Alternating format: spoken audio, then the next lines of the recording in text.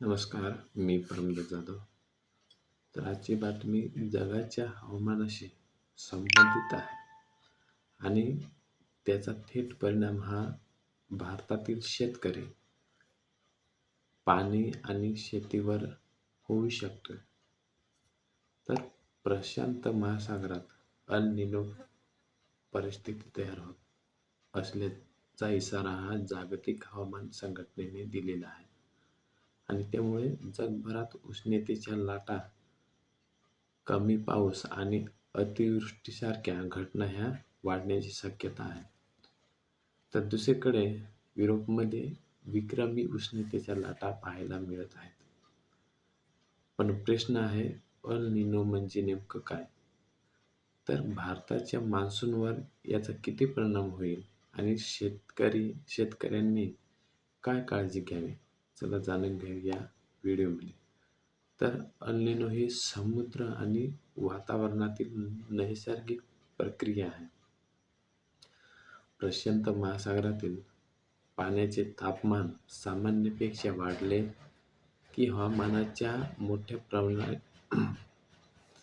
प्रणालीमध्ये बदल होतोय आणि त्याचाच परिणाम हा काही भागात कमी पाऊस, काही भागात अतिवृष्टी, तर उष्णतेच्या लाटा आणि याचा थेट परिणाम हा शेतीवर होतोय,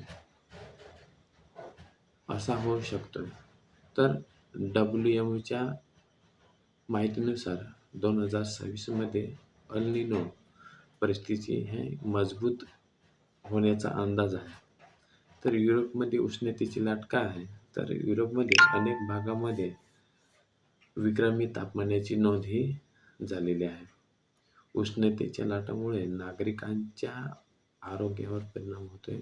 शेती आणि पिकांचे नुकसान, पाण्याची मागणी वाढणे आणि जंगलातील आगीचा धोका अशा समस्या निर्माण होतात. मात्र युरोपमधील प्रत्येक उष्णतेच्या घटनेचे एकमेव कारण म्हणजे अल निनो आहे असे मानता येत नाही.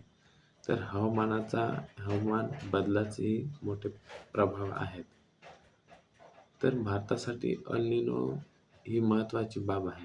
तर इतिहास पाहिला तर अनेक अल निनो वर्षांमध्ये भारताच्या मान्सूनवर परिणाम झालेला दिसतोय.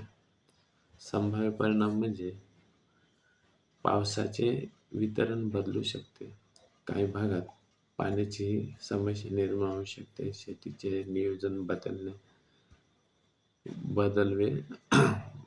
बदलावे लागू शकते. पण प्रत्येक अल निनो मध्ये भारतात दुष्काळच पडतो असे नाही. कारण भारतीय महासागरातील परिस्थिती, मान्सूनची ताकद आणि इतर हवामान घटक हे सुद्धा महत्त्वाचे आहेत. आणि शेतकऱ्यांसाठी काही महत्त्वाच्या गोष्टी म्हणजेच पाण्याचे योग्य नियोजन करा, कमी पाण्यात येणाऱ्या पिकांचे वितरण करा आणि हवामान अंदाज पाहून पेरणी किंवा लावणी करा आणि जमिनीतील ओलावा टिकवण्यासाठी उपाय करा आणि पीक नियोजन आणि सरकारी योजनांची माहिती घ्या.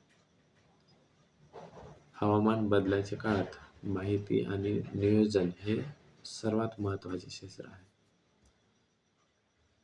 जर पावसावर परिणाम झाला तर शेती उत्पादनावर परिणाम होऊ शकतो. अन्नधान्याच्या नियमित बदल होऊ शकतो आणि ग्रामीण अर्थव्यवस्थेवर परिणाम होऊ शकतो. आणि म्हणूनच अल निनोकडे फक्त हवामान म्हणून नाही तर आर्थिक विषय म्हणून पाहिले जाते. तर मित्रांनो, अल निनो हा निसर्गाचा एक भाग आहे. भीती पसरवण्यापेक्षा योग्य माहिती घेऊन आणि तयारी करणे हे महत्त्वाचे आहे. युरोपमधील उष्णता आणि भारतातील मान्सून यावर जगभरातील हवामान संस्था लक्ष ठेवून आहेत. आणि तुम्हाला ही माहिती उपयुक्त वाटली असेल तर व्हिडिओला लाईक करा, शेअर करा आणि चॅनलला सबस्क्राईब करा. धन्यवाद.